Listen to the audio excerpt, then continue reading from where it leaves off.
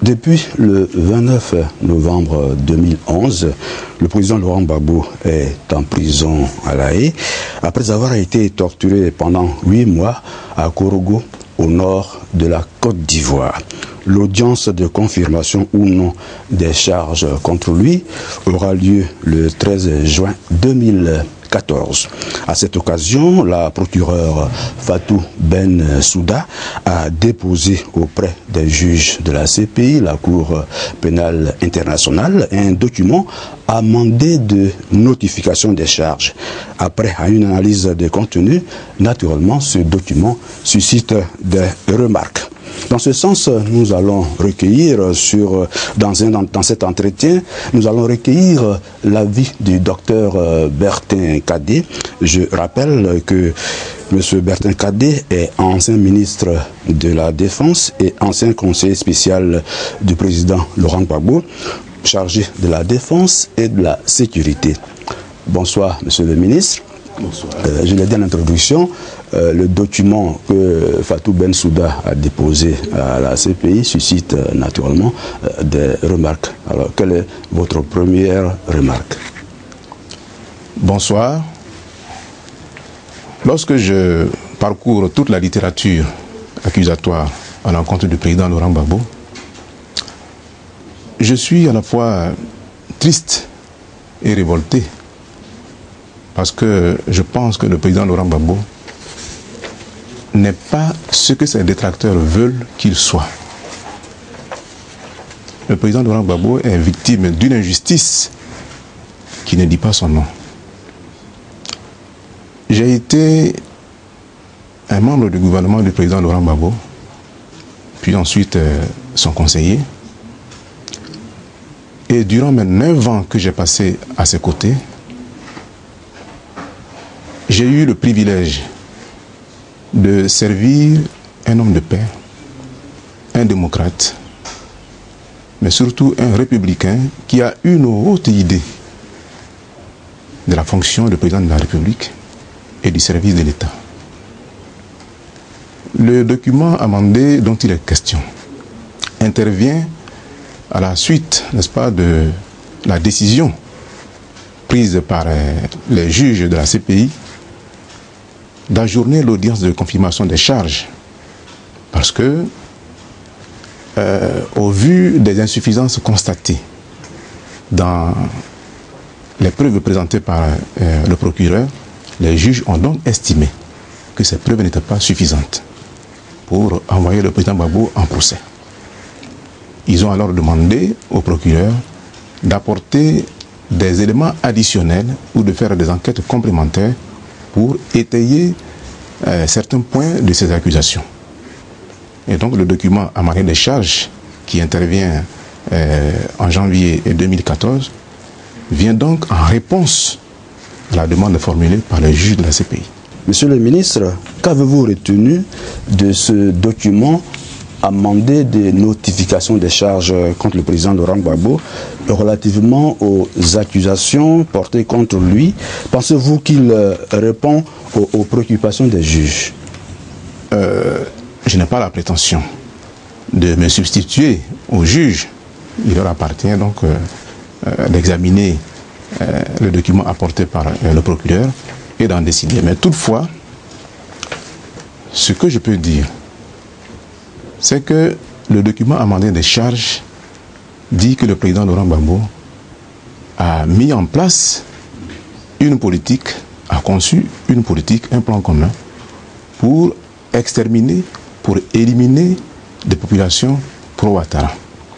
Il aurait mis en place cette politique en collaboration avec les membres de sa famille, ses alliés, les membres de son groupe ethnique, etc., etc. Il y a là 2 thèses sur lesquelles s'appuie l'accusation. La première thèse est la thèse du plan commun et de la politique. Et la deuxième thèse, c'est la thèse du tribalisme et de la xénophobie. Monsieur le ministre, en quoi consiste la thèse du plan commun et la politique développée par l'accusation contre le président Laurent Gbagbo, et puis qu'en pensez-vous justement? Alors, cette thèse dit que dès son accession à la tête de l'État de Côte d'Ivoire, Laurent Gbagbo a eu pour objectif de se maintenir au pouvoir. Et que c'est pour cela qu'il aurait conçu une politique, un plan commun pour exterminer, pour éliminer des populations pro-Ouattara. Voilà donc cette première thèse. Or, justement, les faits, mais rien que les faits, attestent le contraire. Laurent Gbagbo, en Côte d'Ivoire, il est le père de la démocratie en Côte d'Ivoire. Laurent Gbagbo fait partie, il est l'un des rares hommes politiques en Côte d'Ivoire dont les idées, les projets sont connus, sont écrits et sont connus bien longtemps à l'avance, avant qu'il ne parvienne un jour, en 2000, à la tête de l'État de Côte d'Ivoire comme président de la République. Le président Laurent Gbagbo a beaucoup écrit. Et ses écrits sont d'inspiration politique. Il a écrit des pièces de théâtre. Mais ce qu'il faut retenir, c'est que l'un de ses ouvrages majeurs en politique a été écrit en 1982 et édité par L'Harmattan. Le titre est Côte d'Ivoire, économie et société à la veille de l'indépendance 1940-1960. Dans cet ouvrage, Laurent Gbagbo expose, il décrit les ressorts de l'économie coloniale en Afrique de l'Ouest, mais surtout en Côte d'Ivoire. Un an plus tard, soit en 1983, Laurent Gbagbo écrit un autre ouvrage qui s'intitule « Pour une alternative démocratique », toujours édité par L'Harmattan. Cet ouvrage a été écrit parce que Laurent Gbagbo a constaté que le parti unique qui était donc en Côte d'Ivoire, donc sous lequel la Côte d'Ivoire était gouvernée depuis 40 ans, ce parti unique est un obstacle au progrès social et économique, à la liberté individuelle, au progrès de la démocratie. Et donc en 1983, Laurent Gbagbo propose dans cet ouvrage dont je viens de donner le titre, il propose le multipartisme en Côte d'Ivoire. En 1987, Laurent Gbagbo publie, en collaboration avec un groupe d'intellectuels ivoiriens, un ouvrage, Les propositions pour gouverner la Côte d'Ivoire. Et en 1990, eh bien, à la faveur de la création du multipartisme en Côte d'Ivoire, Laurent Gbagbo crée le Front populaire ivoirien, un parti politique qui est à la fois le cadre, mais également l'instrument de son combat politique pour la démocratie. Un an plus tard, Laurent Gbagbo publie également un autre ouvrage, Agir pour les libertés. Et ensuite, en 1994, il publie un autre ouvrage, le programme de gouvernement du Front populaire ivoirien. Laurent Gbagbo a fait tout cela pour réaffirmer son engagement pour la démocratie en Côte d'Ivoire. C'est ce projet de construction de la démocratie en Côte d'Ivoire, ce projet d'édification de la démocratie qui est contrarié en 2002 par la rébellion, c'est-à-dire 2 ans à peine que Laurent Gbagbo soit devenu chef de l'État de la Côte d'Ivoire. Mais même pendant la crise de rébellion, en 2009, Laurent Gbagbo, toujours comme à son habitude, publie un autre ouvrage en 2009, soit 1 an avant l'élection de sortie de crise. Et l'ouvrage est intitulé « Bâtir la paix sur la démocratie et la prospérité ». Voilà l'homme, voilà la démarche politique de l'homme. Est-ce que le président Laurent Gbagbo a mis en œuvre ses idées? Est-ce qu'il a vraiment réalisé son programme de gouvernement qui émane du FPI, son parti politique d'origine? Alors, au moment où Laurent Gbagbo devient président de la République de Côte d'Ivoire, le pays qu'il va gouverner se trouve dans un état dans un coma socio-économique profond. Le pays est sous ajustement structurel. Il a coupé tout lien avec les bailleurs de fonds. La Côte d'Ivoire a accumulé une dette extérieure de plus de 6 000 milliards de francs CFA. populations sont dans le désarroi, le chômage parmi les jeunes progresse. Et le désarroi de la population est d'autant plus grand que les forces de défense et de sécurité de Côte d'Ivoire, qui doivent assurer la sécurité des populations, sont dans un état de dénuement total, de sous-équipement total. Voyez-vous?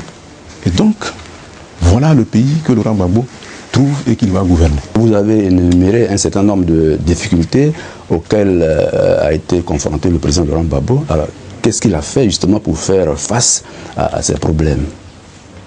Alors, face à ces difficultés, devant tous ces problèmes, la première réaction du chef de l'État, le président Laurent Gbagbo, c'est d'abord de chercher à renouer la confiance avec les bailleurs de fonds. Et dans cet esprit, Laurent Gbagbo rembourse les 18 milliards de francs CFA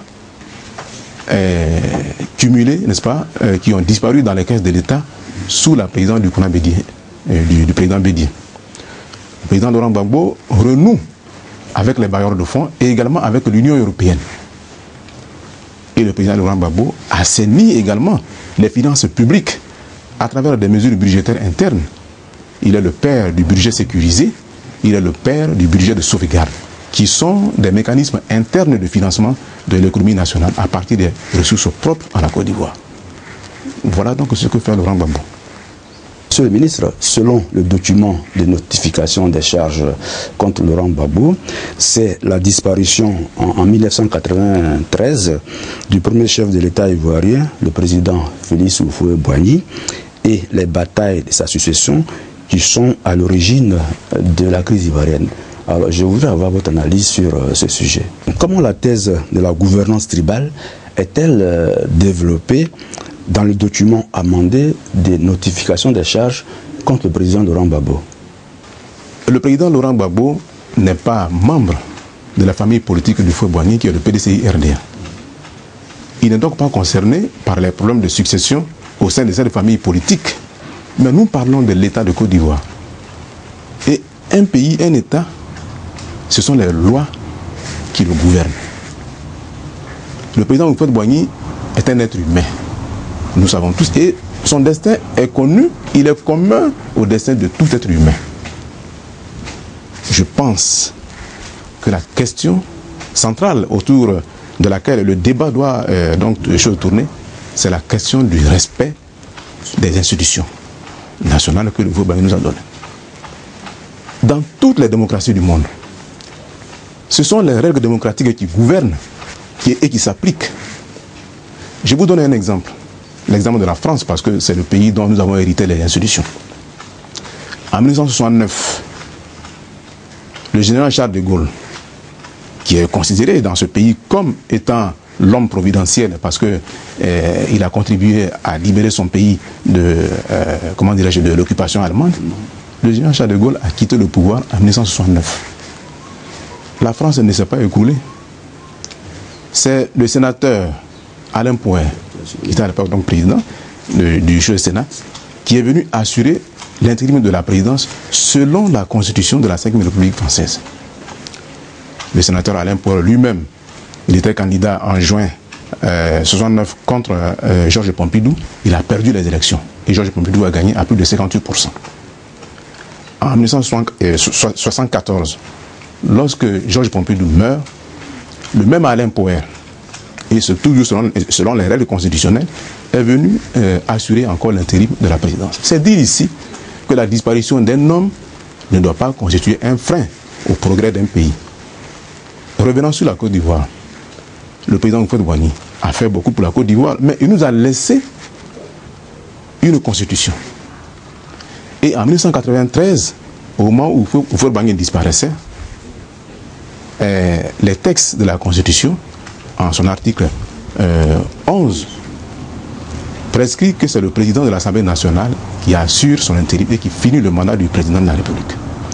C'est Alassane Ouattara, à l'époque, premier ministre du Houphouët-Boigny, au moment où ce dernier rendait l'âme, qui a refusé de quitter le pouvoir et de le céder au président Bédié, qui est le mandat constitutionnel. Pour régler ce problème, le président Bédié a été obligé de se faire accompagner à la télévision ivoirienne par un commando de gendarmes pour venir faire respecter la Constitution. Voyez-vous, et ces personnes qui n'ont jamais eu le respect des textes que la Côte d'Ivoire s'est donné, se sont toujours lancés dans des attaques armées contre la Côte d'Ivoire. Voilà le véritable plan commun et la véritable politique contre la Côte d'Ivoire. Une politique de destruction de l'État, une politique de négation de l'État contre le président Gbagbo. Monsieur le ministre, selon vous, comment la thèse de la gouvernance tribale est-elle développée dans le document amendé des notifications des charges contre le président Laurent Gbagbo?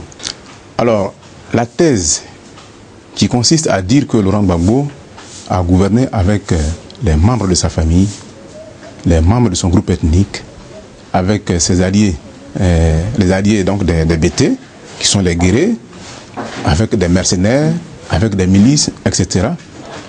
C'est cette thèse qui, en fait, est la thèse de la gouvernance tribale. Eh bien, et cette thèse est relayée, est développée à partir de plusieurs procédures de disqualification de Laurent Gbagbo. J'affirme ici que cette thèse de la gouvernance tribale de Gbagbo, elle est inopérante, elle est erronée. D'abord parce que, au plan théorique, elle ne se justifie pas. Si on s'en réfère aux publications scientifiques et intellectuelles de l'intéressé, dont je viens de parler en amont, mais cette thèse n'a pas non plus de fondement pratique quand on observe les actes gouvernementaux du président Laurent Gbagbo. Monsieur le ministre, vous dites par exemple que l'accusation utilise différentes procédures de disqualification du président Laurent Gbagbo. Alors, on est tenté de vous demander quelles sont-elles? Alors, le document amendé des charges contient au moins 4 procédures de disqualification du président Laurent Gbagbo. Il y a d'abord un alignement de clichés, voyez-vous, du genre Gbagbo est membre de l'ethnie BT. Gbagbo et son entourage. Les guerriers sont les alliés des BT, ils sont voisins. Gbagbo a envoyé Blé Goudé aller recruter des jeunes qui sont de son ethnie, etc., etc. Voilà l'ensemble des clichés.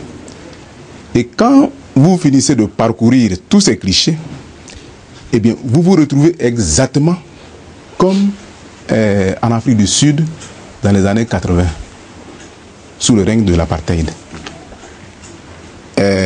Dans le Natal, en 1986, dans le Natal, oui, le gouvernement attisait la haine entre les partisans de l'Inkatha de Mangosuthu Buthelezi et les militants de l'ANC.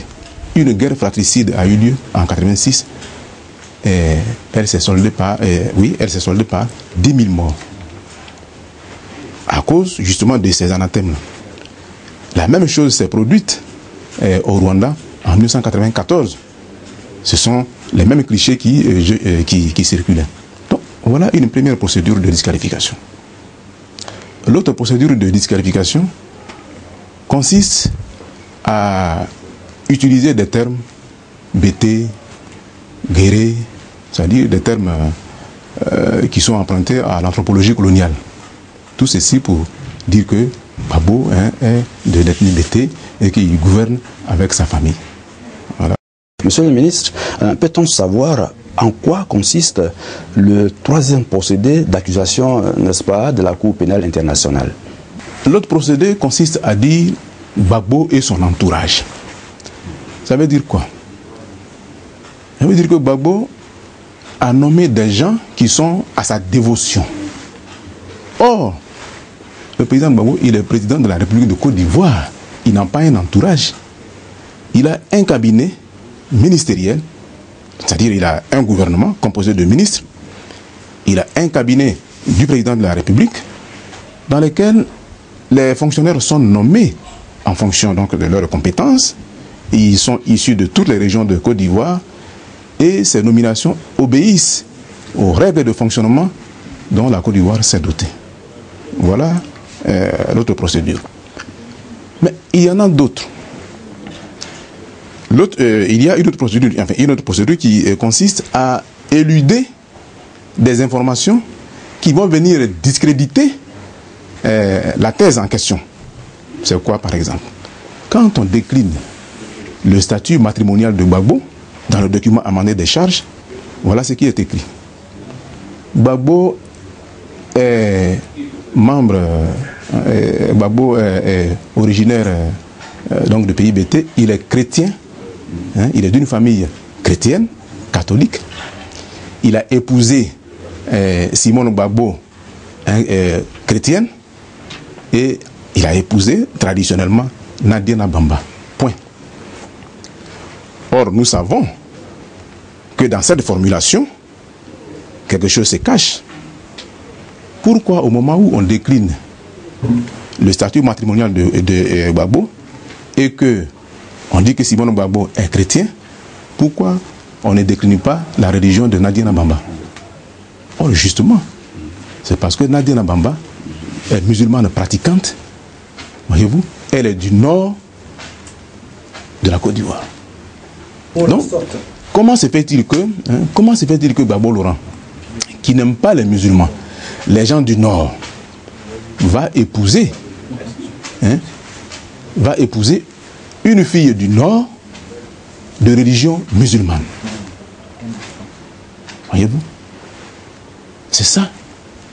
Mais je voudrais rappeler que Laurent Gbagbo, dans sa vie familiale, a eu d'abord à épouser une Française. Son nom, c'est Jacqueline Chamois. Cette dame qui vient d'ailleurs de créer une association qui s'appelle les Amis de Laurent Gbagbo. Et avec cette femme, Laurent Gbagbo a eu un fils, qui est Michel Gbagbo, que le gouvernement actuel maltraite en Côte d'Ivoire. En 1971, c'est le régime du feu Boigny qui a traité cette femme d'étrangère et qui l'a rapatriée Manu Militari en France. Deuxième remarque, Simone Gbagbo, elle n'est pas de l'ethnie de Gbagbo, elle n'est pas bêtée, elle est à Caen.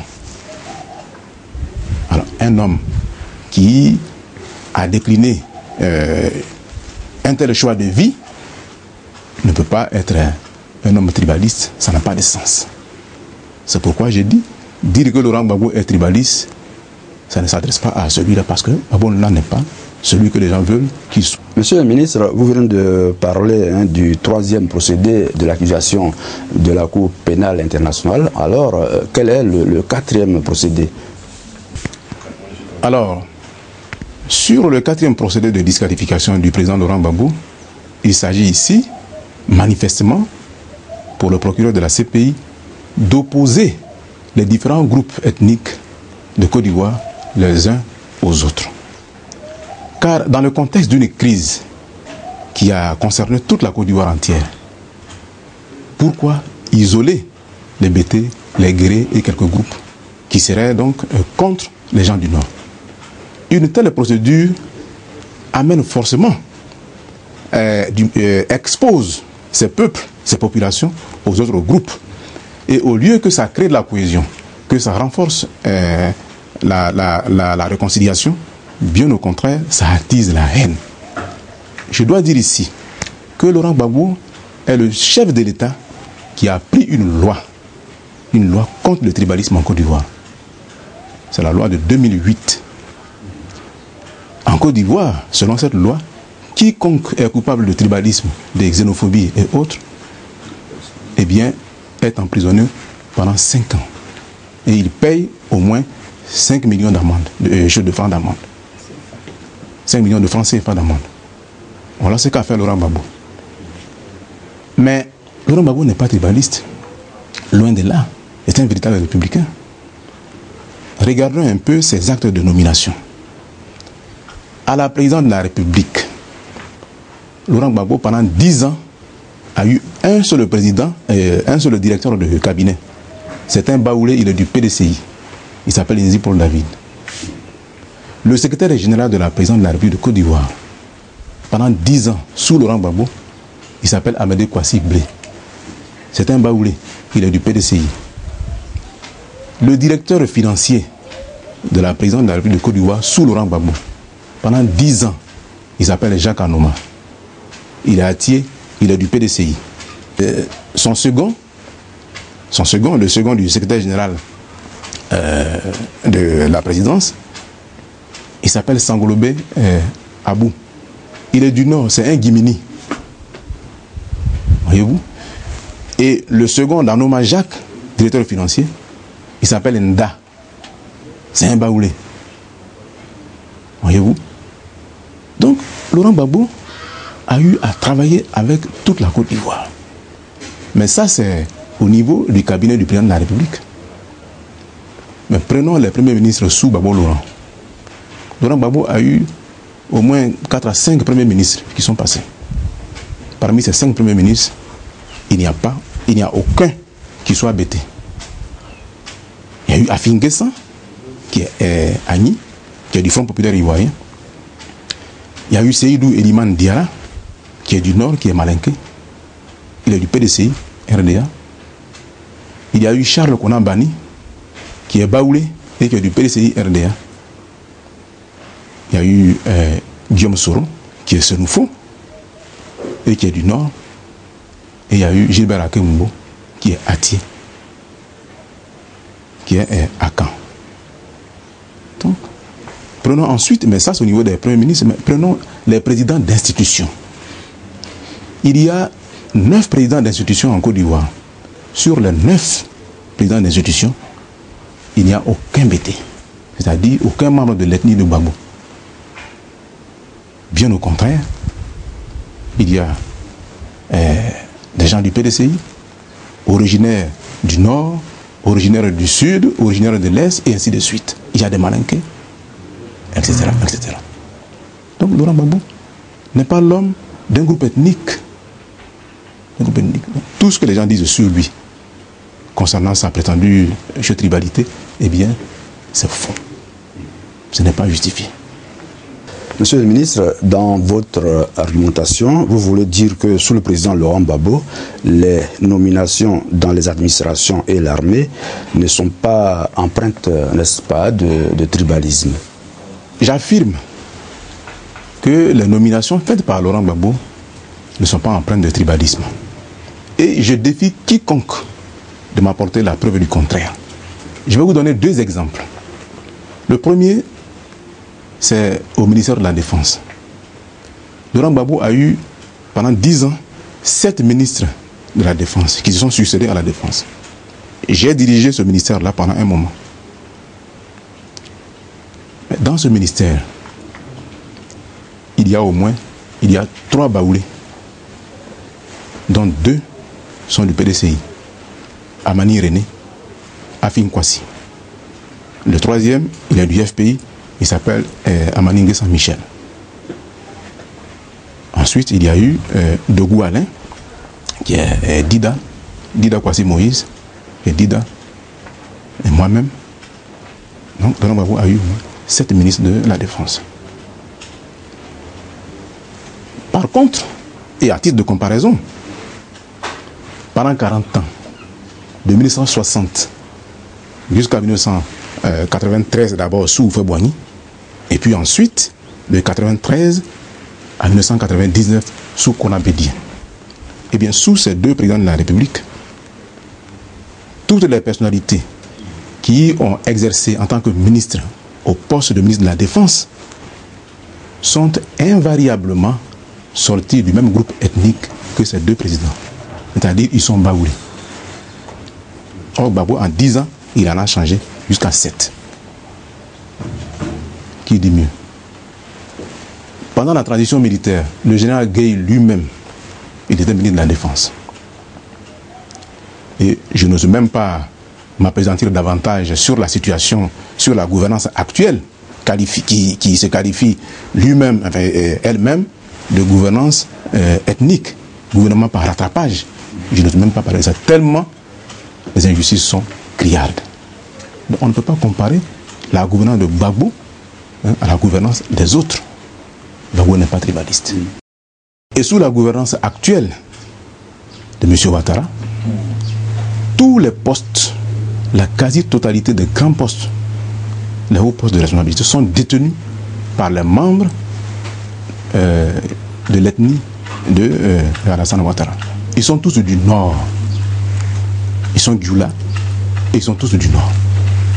Pourquoi?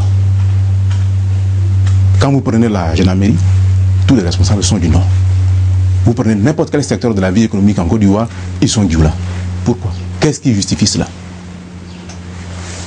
On ne peut donc pas comparer la gouvernance du président Gbagbo à la gouvernance aussi bien qui a précédé que la gouvernance actuelle.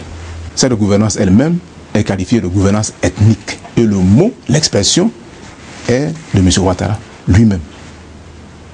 Il était en France, en mission, en visite officielle, quand il a dit cela. Le deuxième exemple concerne les nominations dans les régies financières de l'État. Le président Laurent Gbagbo est l'initiateur de l'appel à candidature pour recruter les hauts fonctionnaires dans ces secteurs. Conscient de ce que ce secteur est éminemment sensible et stratégique pour la Côte d'Ivoire. Il a donc exigé que ceux qui doivent y être nommés soient recrutés sur la base de leur dossier. Et c'est sur la base de l'appel à candidature que M. Charles Kofi Dibi, qui est baoulé et qui est du PDCI, a été nommé directeur du Trésor. Le président Gbagbo l'a ensuite nommé ministre de l'économie et des finances. M. Nyami Okona, qui est baoulé, qui n'est pas de l'ethnie de Gbagbo, mais qui est baoulé, a été nommé directeur des douanes sur cette base-là. Mais aussi M. Fekese, qui est Yacouba, qui est de l'Ouest, a été nommé directeur des impôts sur la base toujours de l'appel à candidature. Voilà les actes que pose le président Laurent Gbagbo. Ces actes ne sont pas fonction de son groupe ethnique, loin de là. Bien au contraire, c'est sur la base de la qualité. Et le président Gbagbo sélectionne tous les Ivoiriens de toutes origines, de toute provenance. Vous venez de parler des nominations dans l'administration centrale. Alors, qu'en est-il dans l'armée? Le document amendé des charges dit que les nominations dans le secteur de la défense sont fondées sur la base de l'ethnie. C'est faux. Ça n'a pas de sens.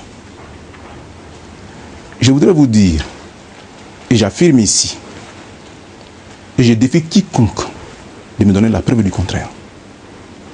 Toutes les décisions prises par le président Laurent Gbagbo dans cette période de gestion de la crise l'ont été dans le cadre des différents accords de paix conclus entre la rébellion et le gouvernement ivoirien.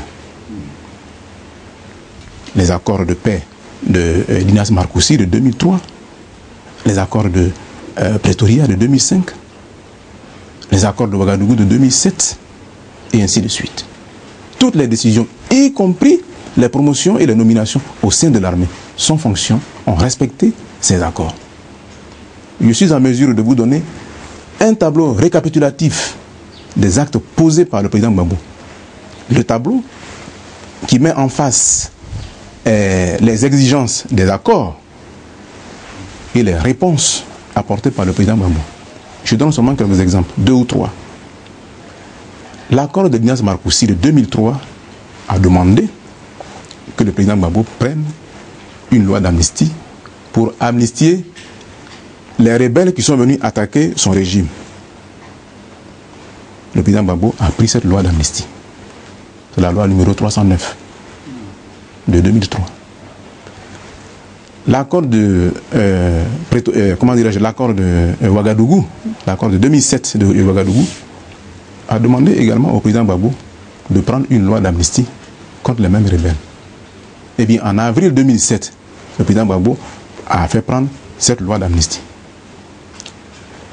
L'accord de 2007 demande au président Gbagbo de réengager dans son armée et de réexaminer leur grade à la hausse, au grade supérieur, les militaires qui se sont rébellés contre l'État de Côte d'Ivoire.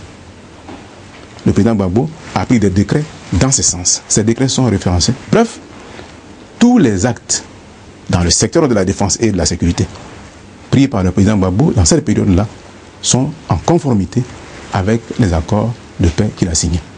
Ce qu'on peut retenir ici, c'est que le président Gbagbo est un légaliste. C'est quelqu'un qui respecte les accords. Mais à l'opposé, la seule chose qui est exigée des rebelles, c'était le désarmement. Ça n'a jamais eu lieu. Le document modifié de notification des charges, Monsieur le ministre, fait surtout référence aux dernières nominations d'officiers supérieurs en 2010, selon lesquelles Laurent Gbagbo aurait promu ses proches. Qu'en pensez-vous? Qu'en est-il? Mais là aussi, les faits parlent pour le président Gbagbo. Les dernières nominations dont on parle, de 2010, c'est exactement en août 2010, le 3 août 2010. J'étais présent ce jour-là. Ces nominations ont eu lieu le 3 août 2010 à Yamoussoukro, dans une des salles de la résidence du président Félix Houphouët-Boigny. Étaient présents, outre le président Laurent Gbagbo et quelques membres, tous les membres statutaires, c'est-à-dire le chef d'état-major des armées, les commandants des forces, le directeur de la législation militaire, le DAM, le directeur des services de santé des armées. Ces nominations ont concerné à la fois les forces de défense et de sécurité de Côte d'Ivoire et les forces qui ont opéré dans la rébellion. Je dois rappeler que dans l'armée ivoirienne, les promotions au grade sont encadrées par des textes.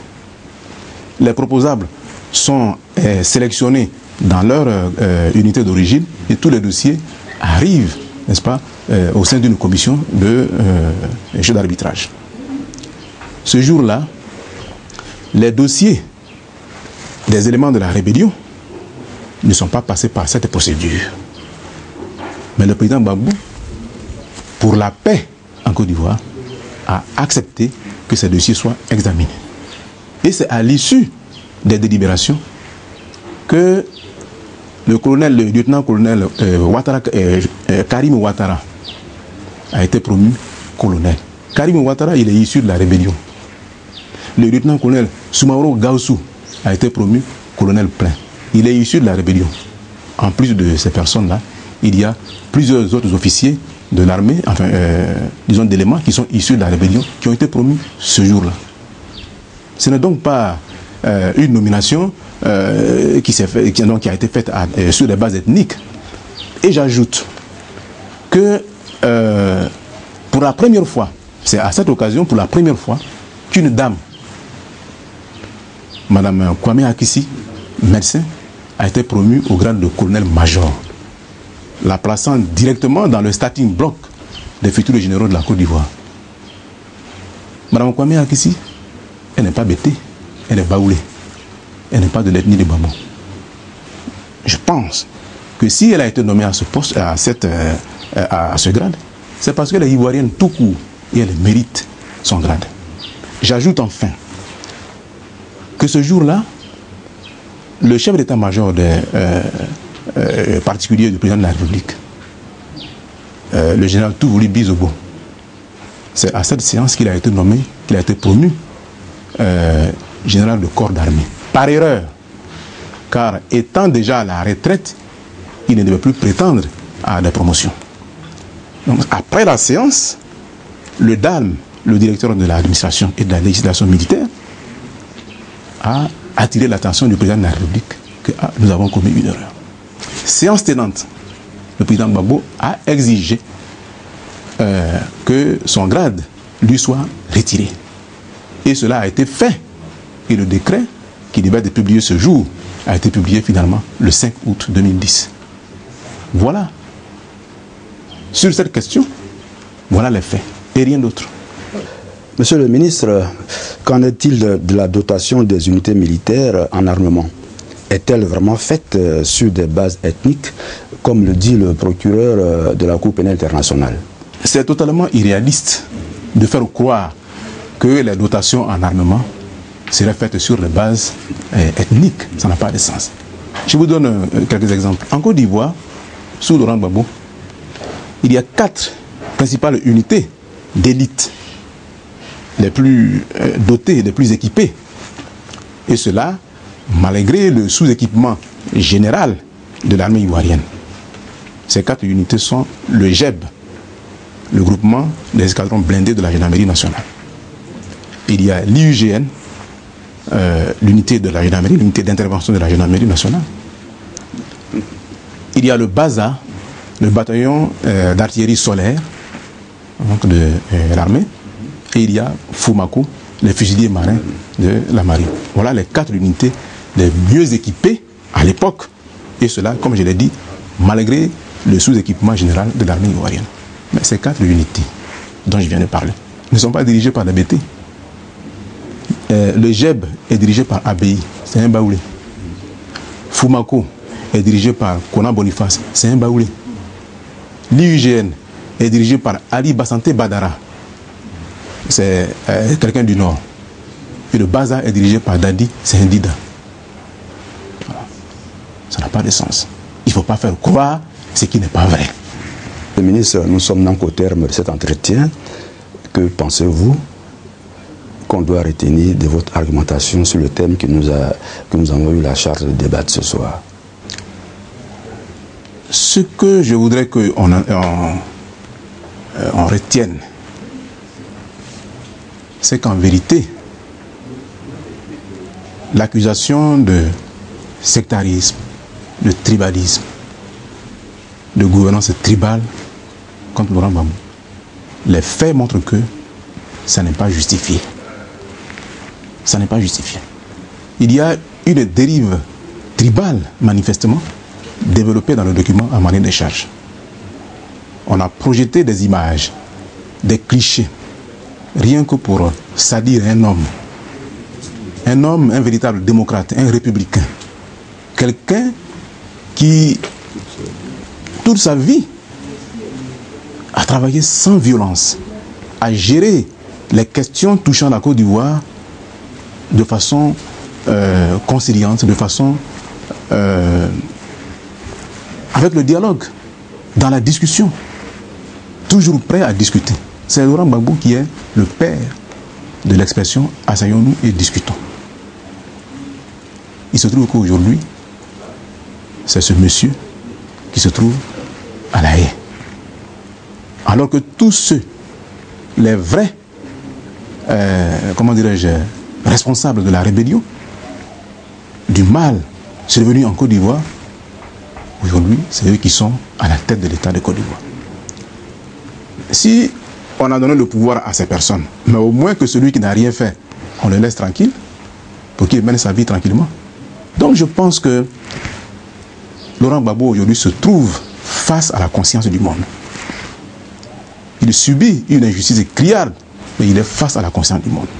Moi, j'interpelle tous les leaders d'opinion et tous ceux qui ont de la voix à la Cour pénale internationale, tous les décideurs, tous les grands démocrates, à se battre pour que Laurent Gbagbo soit libre, parce qu'il n'a pas sa place là-bas. Il a sa place en Côte d'Ivoire. Notre pays a besoin de la réconciliation, c'est vrai. C'est un processus long, nous en convenons, mais c'est un processus qui doit se faire sur la base de la vérité. Or, Laurent Gbagbo est le chemin de cette réconciliation. Il faut donc qu'il soit sorti de prison pour qu'il participe de façon positive à la reconstruction de l'État de Côte d'Ivoire. C'est autour, il est la pierre angulaire autour de laquelle une nouvelle espérance peut se construire en Côte d'Ivoire. Il faut le libérer. C'est ça mon appel. Je vous remercie.